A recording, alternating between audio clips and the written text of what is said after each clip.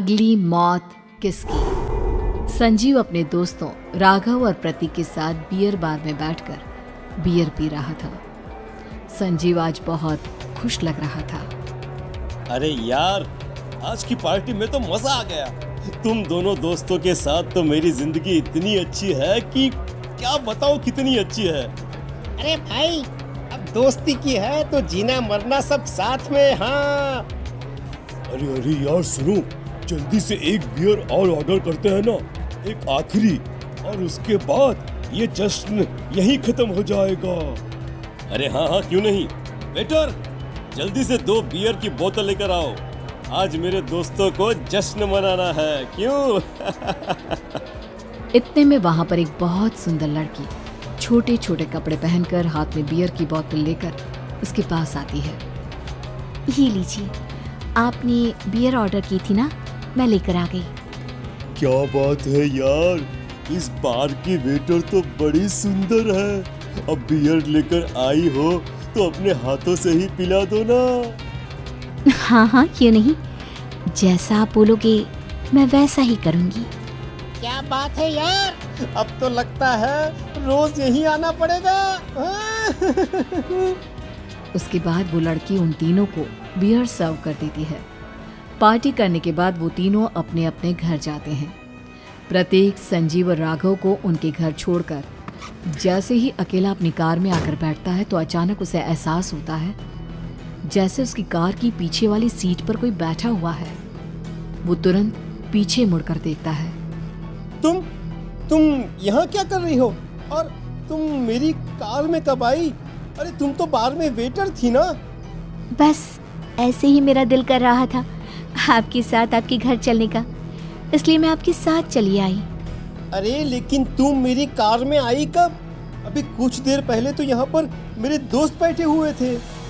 प्रतीक के इतना बोलते ही उस लड़के का चेहरा खतरनाक तरीके से बदल जाता है।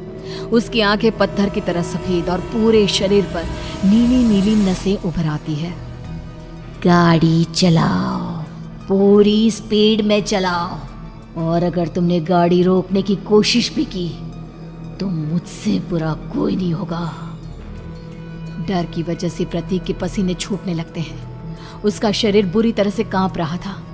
प्रतीक बिना कुछ सोचे समझे कार को फुल स्पीड से चलाना शुरू करता है। चलते चलते वो शहर से दूर एक पहाड़ी पर पहुंच जाता है और सामने अब सिर्फ पहाड़ी का किनारा दिख रहा है, जिसे देख प्रतीक घबराकर अचानक से कार को ब्रेक लगाता है। देखो, मुझे छोड़ दो मुझे। अगर मैंने गाड़ी जरा सी भी आगे बढ़ाई तो हम दोनों नीचे गिरकर मर जाएंगे। ये तो तुम्हें पहले सोचना चाहिए था ना। अब कुछ नहीं हो सकता।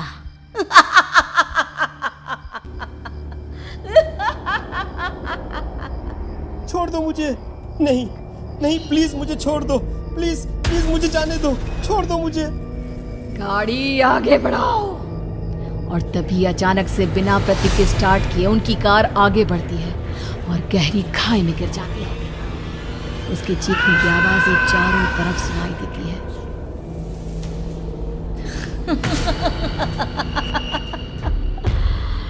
तुझे मारकर मेरे कलेजे में जल रही आग को थोड़ी शांति तो मिल गई, लेकिन अभी ये कहानी खत्म नहीं हुई। और फिर अगले दिन राघव और संजीव को पता चलता है कि प्रतीक की पहाड़ी से नीचे गिरकर मौत हो गई। अरे कल रात की तो बात है यार, हम सब बैठकर पार्टी कर रहे थे, लेकिन मेरी एक बात समझ में नहीं आ रही। राघव शहर से इतना बाहर उस पहाड़ी पर इतनी रात को क्या करने गया था? अरे यार, वही सोचकर तो मैं भी परेशान हूँ। हम दोनों को छोड़ने के बाद तो वो सीधा अपने घर जाने वाला था, और वो आत्महत्या क्यों करेगा भाई? कल रात तक वो कितना खुश था, हमारे साथ सेलिब्रेट कर रहा था। हाँ, लेकिन पुलिस ने तो यही कहा है कि प्रतीक ने अपनी कार को जानबूझकर पहाड़ी से नीचे गिरा दिया और आत्महत्या कर ली। अरे यार संजीव, मेरी तो कुछ भी समझ में नहीं आ रहा है। चल ठीक है, अब मैं अपने घर जाता हूँ। Okay, bye. राघव अपने घर में अकेला था। दोपहर का वक्त था। तभी दरवाजे की घंटी बजी। कौन है? अरे 1 मिनट रुको, अभी आता हूँ। राघव ने जैसे ही दरवाजा खोला उसने देखा कि सामने एक बहुत खूबसूरत लड़की खड़ी हुई है। कौन है आप और यहाँ किससे मिलने आई हैं? देखिए ना, बाहर बारिश शुरू हो गई थी, मेरी गाड़ी खराब हो गई है। आपका घर नजर आया तो सोचा कुछ हेल्प ले लेती हूँ। क्यों नहीं, आइए ना, आइए आइए। मेरे कपड़े पूरे भीग चुके हैं, क्या आपके पास टॉवल मिलेगा प्लीज? राघव अपने बाथरूम से एक टॉवल लाकर उस लड़की को देता है। थैंक यू सो मच, अब मैं चलती हूँ। अरे इतनी क्या जल्दी है? आप चाहे तो बारिश रुकने तक यहाँ पर रुक सकती हैं। हाँ। लड़की ने पलटकर राघव की तरफ देखा। नहीं, मुझे जाना होगा, मेरा काम बाकी है। और वो वहां से चली गई। उस लड़की के जाने के बाद राघव अपने बाथरूम में नहाने के लिए गया और जैसे ही उसने बाथरूम में देखा तो उसका टॉवल वहीं पर लटका हुआ था। उसने टॉवल हाथ में लिया तो देखा कि उसका पूरा टॉवल खून के धब्बों से सना हुआ है। अरे अरे ये क्या? ये टॉवल तो मैंने उस लड़की को दे दिया था। ये वापस मेरे बाथरूम में कैसे आ गया? और इस पर ये खून के धब्बे कहाँ से आ गए?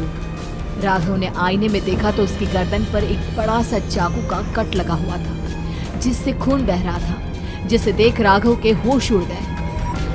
हाँ, अरे ये क्या? मेरी गर्दन इतनी ज्यादा कटी हुई है और मुझे दर्द भी नहीं हो रहा है।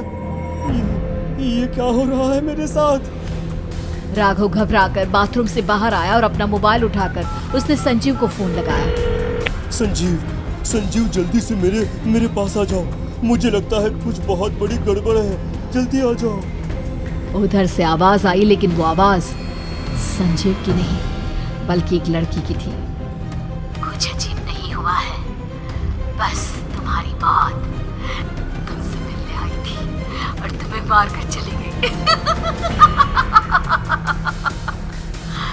अब तुम इस दुनिया का हिस्सा नहीं हो राघव, इसलिए तुम्हें अपने गर्दन के कटने का दर्द भी महसूस नहीं हो रहा। नहीं, ऐसा नहीं हो सकता, ऐसा नहीं हो सकता। कौन हो तुम? तुम्हारी मौत।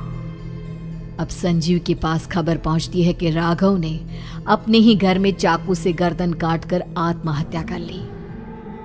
ये सुनने के बाद संजीव के होश उड़ गए। वो पसीने से तरबतर हो गया और एक अनजाना डर अब उसके दिल को सताने लगा। संजीव के साथ ही उसका एक छोटा भाई राजीव भी रहा करता था। अपने भाई को इस तरह परेशान देखकर राजीव उसके पास आया। अरे भैया, क्या हुआ भैया?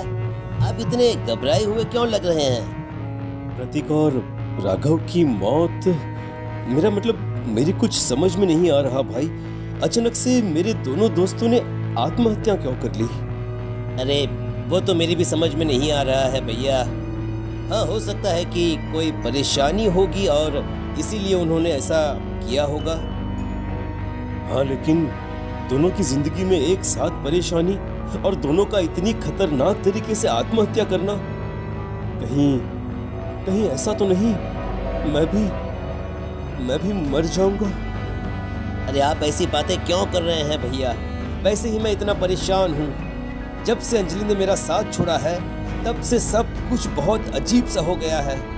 रोज रात को डरावने सपने आते हैं। ऐसा लगता है जैसे अंजलि बार बार मेरे सपनों में आकर मुझे डराने की कोशिश करती है। अंजलि का नाम सुनते ही संजीव की आंखें फट गई और उसके गले में आवाज अटक गई। उसके चेहरे पर घबराहट साफ नजर आ रही थी। कौन थी वो लड़की जिसने प्रतीक और राघव को आत्महत्या की आड़ में मौत के घाट उतार दिया? और कौन थी अंजलि जो बार बार राजीव के सपनों में आकर उसे डरा रही थी? अंजलि का नाम सुनकर संजीव इतना घबरा क्यों गया? इन सवालों के जवाब जानने के लिए देखिए इस खतरनाक कहानी का अगला भाग।